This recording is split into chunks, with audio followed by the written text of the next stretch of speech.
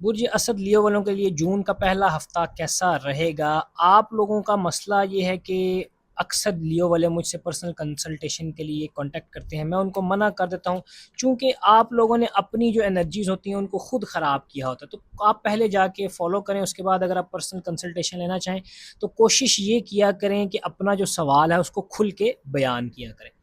बुर्ज असद लियो वालों के लिए इस वीक के अंदर देखा जाए 1 जून से 7 जून के अंदर आपकी चीज़ें एकदम से ख़राब होती हुई नज़र आती हैं, कोई ना कोई आपको लॉस भी होता हुआ नज़र आता है, कन्फ्यूजन आपको रहेगा, पेन इस वीक के अंदर आपको रहेगी। इस वीक के अंदर देखा जाए फ़ियर एंग्जायटी आपकी बढ़ता हुआ नज़र आता है, स्ट्रेस आपको इस वीक के अंदर कोई ना कोई शख्स देता हुआ नज़र आता है। तो कोशिश करें आप मेडिटेट इस वीक के अंदर लाजमी करें।